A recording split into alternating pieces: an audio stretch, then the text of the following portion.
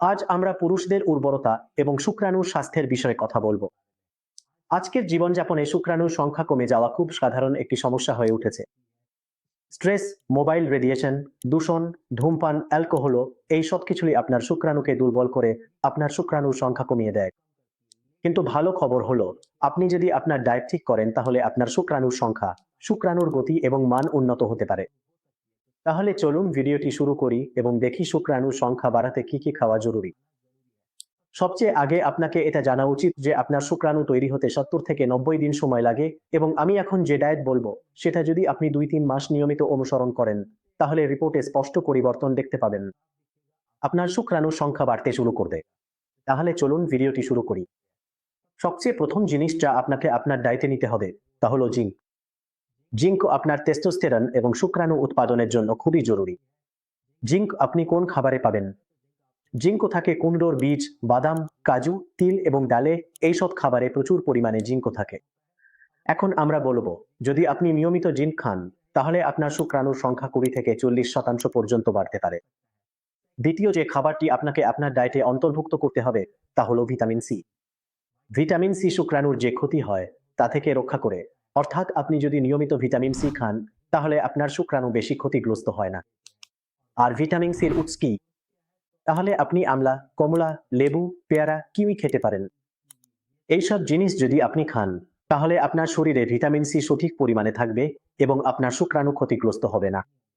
Vitamin সির কারণে DNA ফ্র্যাগমেন্টেশনও কমে এবং সুস্থ শুক্রাণুও তৈরি হয়। পরবর্তী খাবারটি হলো ওমেগা 3 ফ্যাটি অ্যাসিড। এগুলি শুক্রাণুকে শক্তিশালী এবং চলনশীল করে তোলে। ওমেগা 3 ফ্যাটি অ্যাসিড কিভাবে পাওয়া যেতে পারে? আপনি আলফি বা ফ্ল্যাক্স সিড খেতে পারেন, আপনি আখরোট খেতে পারেন, আপনি চিয়া সিডও খেতে পারেন। যদি আপনি নন ভেজিটেরিয়ান হন তাহলে আপনি মাছ খেতে পারেন। এই সব খাবার খেলে আপনার ওমেগা 3 ফ্যাটি অ্যাসিড বাড়বে এবং এর ফলে আপনার শুক্রাণুর চলনশীলতা ও গঠন ঠিক থাকবে। পরবর্তী খাবার হলো অ্যান্টিঅক্সিডেন্ট সমৃদ্ধ খাবার, অর্থাৎ এমন খাবার যেগুলো অ্যান্টিঅক্সিডেন্টে ভরপুর। এগুলো আপনার শুক্রাণুকে অক্সিডেটিভ স্ট্রেস থেকে রক্ষা করে। এর জন্য আপনি সবুজ শাকসবজি খেতে পারেন, বিটরুট অর্থাৎ চুকন্দর খেতে পারেন, টমেটো খেতে পারেন। 70% কোকোযুক্ত ডার্ক চকলেট খান। এর পাশাপাশি যদি আপনি সরাসরি এইসব জিনিস খান তাহলে আপনার শুক্রাণুর গুণগত মান অনেক বেশি উন্নত হবে। এবং এই সব কিছুর পাশাপাশি আপনার ভিটামিন ডি টেস্ট করানো খুব জরুরি, কারণ অনেক সময় মানুষ এই সব জিনিস খায়, ওষুধও খায়, তবুও তাদের শুক্রাণু তৈরি হয় না কারণ ভিটামিন ডির ঘাটতি থাকে। তাই আপনি আপনার ভিটামিন ডি টেস্ট করান।